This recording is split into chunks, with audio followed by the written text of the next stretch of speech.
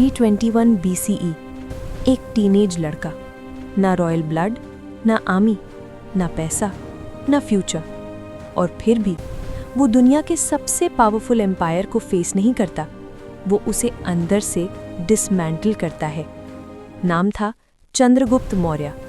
15 साल के अंदर उसके कंट्रोल में अलेक्जेंडर द ग्रेट से ज़्यादा टेरिटरी होती है। 20 साल के अंदर एंशिएंट वर्ल्ड की सबसे बड़ी स्टैंडिंग आर्मी।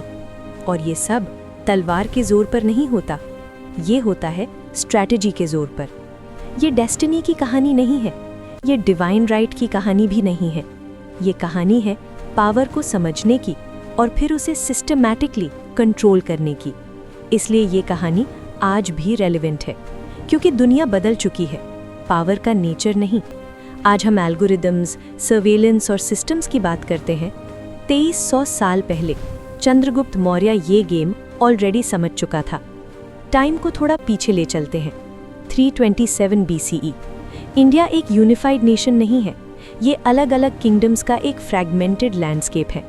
हर किंगडम अपनी सर्वाइवल के लिए लड़ रहा है, रिसोर्सेज ड्रेन हो रहे हैं और ट्रस्ट लगभग एग्जिस्ट ही नहीं करता। इसी एनवायरनमेंट में एंट्री होती है अलेक्जेंडर की। पर्शिया जीत चुका है, मिलिट्री मोमेंटम उसके साथ है, इंडिया उसके लिए अगला टारगेट है, और उस वक्त उसकी सोच बिल्कुल लॉजिकल लगती है।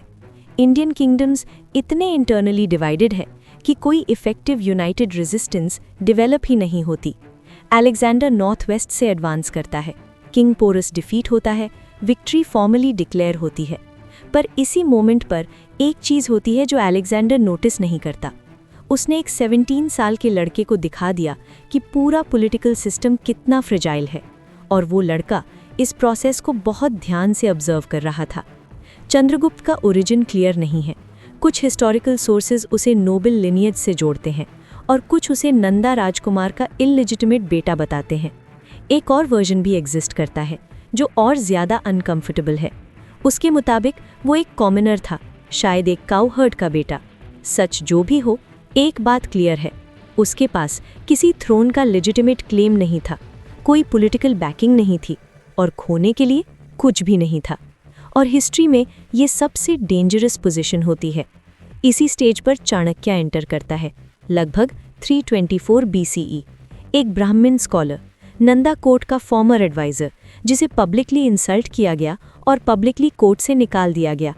एग्जैक्ट रीज़न क्लियर नहीं है, सोर्सेज अलग अलग बातें कहते हैं, पर आउटकम क्लियर था। चाणक्य ने डिसाइड कर लिया था कि नंदा एम्पायर को डिसमेंटल करना है। प्रॉब्लम ये थी कि चाणक्य एक वॉरियर नहीं था, वो एक स्ट्रैटेजिस्ट था, एक सिस्टम थिंकर। उसे एक एग्जीक्यूटर चाहिए था, और उसे चंद्रगुप्त मिल गया। यहीं से हिस्ट्री की सबसे अनयूजुअल पार्टनरशिप्स में से एक शुरू होती है। Chanakya planning, Chandragupta execution. दोनों मिलकर एक ऐसा स्ट्रक्चर बनाना शुरू करते हैं जिसका ऑब्जेक्टिव सिर्फ एक था, रिजीम चेंज। अब चैलेंज को समझना ज़रूरी है। नंदा एम्पायर लगभग पूरे नॉर्थ इंडिया पर कंट्रोल रखता था। उसकी कैपिटल पाटलिपुत्र उस समय दुनिया की रिचेस्ट सिटीज़ में से एक थी। मिलिट्री नंबर्स स्टैगरिंग थे, 2 lakh infantry, 20,000 cavalry, 3,000 war elephants. और चंद्रगुप्त के पास कुछ भी नहीं, ना आर्मी, ना फंडिंग, ना पॉलिटिकल लेजिटिमेसी। इसलिए चाणक्य डायरेक्ट मिलिट्री कन्फ्रंटेशन का प्लान नहीं बनाता, वो पहले सिस्टम को एनालाइज करता है। ज्योग्राफी नहीं, psychology. Overtaxed provinces, discontented generals, corrupt officials, tribute से थके हुए रीजनल रूलर्स, ये सब सिस्टमैटिकली डॉक्यूमेंट होता है। इसी प्रोसेस से अर्थशास्त्र का फाउंडेशन पड़ता है। अर्थशास्त्र कोई मॉरल टेक्स्ट नहीं है, ये वॉर को ग्लोरीफाई नहीं करता, ये पावर को एक मैकेनिकल सिस्टम की तरह ट्रीट करता है। वीक पॉइंट्स आइडेंटिफाई करो, प्रेशर अप्लाई करो और कोलैप्स का वेट करो। चंद्रगुप्त इस फ्रेमवर्क को परफेक्टली अप्लाई करता है। First step, army. वो वेस्ट की तरफ मूव करता है, उन टेरिटरीज में जो अलेक्जेंडर के जाने के बाद अनस्टेबल हो चुकी थी। वहाँ डिस्प्लेस्ड सोल्जर्स थे, मर्सिनरीज थे, और ऐसे लोग थे जिनके पास लॉयल्टी कम और सर्वाइवल इंस्टिंक्ट ज़्यादा थी। चंद्रगुप्त आइडियोलॉजी सेल नहीं करता, वो रिसोर्सेज और अपॉर्चुनिटी ऑफर करता है। 2 साल के अंदर एक कॉम्पैक्ट लेकिन डिसिप्लिन्ड मिलिट्री फोर्स रेडी होती है। उसके बाद वो एक क्रिटिकल डिसीजन लेता है। वो सीधा कैपिटल पर अटैक नहीं करता, अभी नहीं। वो एम्पायर के एजेस को टारगेट करता है, border towns, forts, tax collection routes. Territory hold करने की कोशिश नहीं होती, सिर्फ इंस्टेबिलिटी क्रिएट की जाती है। एक फेमस एनालॉजी मिलती है, चाहे वो लिटरल हो या सिंबॉलिक।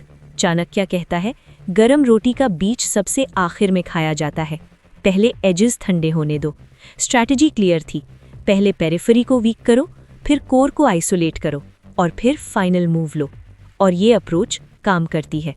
322 BCE तक नंदा एम्पायर इंटरनली ब्लीड कर रहा होता है, रिसोर्सेज ड्रेन हो चुके होते हैं, मोरल कोलैप्स हो चुका होता है, गवर्नर्स डिफेक्ट कर रहे होते हैं, पब्लिक कंप्लीटली एग्जॉस्टेड होती है। इसी मोमेंट पर चंद्रगुप्त पाटलिपुत्र की तरफ मार्च करता है। कोई लेजेंडरी बैटलफील्ड कन्फ्रंटेशन रिकॉर्ड नहीं होती, कोई हीरोइक लास्ट स्टैंड नहीं होता। कुछ सोर्सेज कहते हैं नंदा किंग सरेंडर करता है, कुछ कहते हैं वो कैपिटल छोड़कर भाग जाता है। एम्पायर ऑलमोस्ट बिना लार्ज स्केल ब्लडशेड के कोलैप्स हो जाता है और एक अनाथ लड़का इंडियन सबकॉन्टिनेंट के सबसे बड़े एम्पायर के थ्रोन पर बैठता है। उसकी एज 25 साल। यहीं पर ज़्यादातर कॉन्करर्स गलती करते हैं।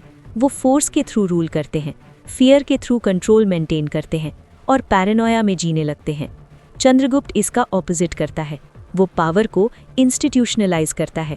मौर्य एम्पायर एंशिएंट वर्ल्ड के सबसे एडवांस्ड ब्यूरोक्रेटिक सिस्टम्स में से एक बन जाता है। एम्पायर को प्रोविंसेस में डिवाइड किया जाता है, फिर डिस्ट्रिक्ट्स में, फिर विलेजेस में। हर लेवल पर officials, tax collection systems, audit mechanisms और हाँ, इंटेलिजेंस नेटवर्क। एजेंट्स मार्केट्स में होते हैं, टेम्पल्स में, टैवर्न्स में और प्राइवेट स्पेसेस तक में। उनका काम सिर्फ इन्फॉर्मेशन गैदर करना नहीं होता, डिसइन्फॉर्मेशन स्प्रेड करना होता है। पोटेंशियल थ्रेट्स को पहले ही न्यूट्रलाइज करना होता है। मौर्य स्टेट रेबेलियन का वेट नहीं करता, वो रेबेलियन को एंटिसिपेट करता है। वेट्स और मेजर्स स्टैंडर्डाइज किए जाते हैं, करेंसी यूनिफाई होती है, रोड्स और इरिगेशन इंफ्रास्ट्रक्चर डेवलप होता है, स्टेट कंट्रोल्ड इंडस्ट्रीज एस्टैब्लिश होती हैं। फ्रीडम लिमिटेड होती है पर स्टेबिलिटी एंश्योर होती है, और एक क्योटिक वर्ल्ड में स्टेबिलिटी ही सबसे वैल्यूएबल करेंसी होती है। 35 BCE तक चंद्रगुप्त ऑलमोस्ट पूरे सबकॉन्टिनेंट पर रूल करता है, पर एक जियोपॉलिटिकल थ्रेट अभी बाकी होता है। सेल्यूकस निकेटर, अलेक्जेंडर का फॉर्मर जनरल, वो ईस्ट की तरफ एडवांस करता है। कोई लार्ज स्केल बैटल का क्लियर रिकॉर्ड नहीं मिलता, पर फाइनल आउटकम अनडिनाएबल है। सेल्यूकस रिट्रीट करता है, मॉडर्न अफगानिस्तान और बलूचिस्तान के लार्ज रीजन्स मौर्य कंट्रोल में आ जाते हैं। एक पीस ट्रीटी साइन होती है। चंद्रगुप्त वो अचीव करता है जो अलेक्जेंडर नहीं कर पाया, इंडियन सबकॉन्टिनेंट का पॉलिटिकल यूनिफिकेशन। और फिर अनएक्सपेक्टेडली वो थ्रोन छोड़ देता है। 298 BCE, 20 साल का रूल, बॉर्डर्स सिक्योर हैं, सिस्टम स्टेबल है और चंद्रगुप्त पावर से वॉलंटरली वॉक अवे करता है। एम्पायर अपने सन को हैंडओवर करता है और खुद जैन मंक बन जाता है। क्यों? हिस्टोरिकल रिकॉर्ड्स इसका क्लियर जवाब नहीं देते। शायद वो थक चुका था, शायद वो समझ चुका था कि एम्पायर इंडिविजुअल पर डिपेंड नहीं करता, एम्पायर सिस्टम पर डिपेंड करता है और उसका सिस्टम जेनरेशंस तक चलता रहता है। उसका ग्रैंडसन अशोक इसी एम्पायर को वायलेंस से कंपैशन की तरफ ले जाता है और यहीं पर एक अनकंफर्टेबल क्वेश्चन छोड़ जाता है, क्या बिना रूथलेस बने कुछ ट्रूली ग्रेट बिल्ड किया जा सकता है? चंद्रगुप्त ने टिरनी को ओवरथ्रो किया और फिर उसी फ्रेमवर्क का यूज करके एम्पायर खड़ा किया। वो हीरो नहीं था, वो विलन भी नहीं था, वो सिर्फ एक बात समझता था, दुनिया इंटेंशंस पर रिएक्ट नहीं करती, वो एक्शंस पर रिएक्ट करती है। उसने एक सिंपल सवाल पूछा, what if I just took it? और फिर उसने वही किया।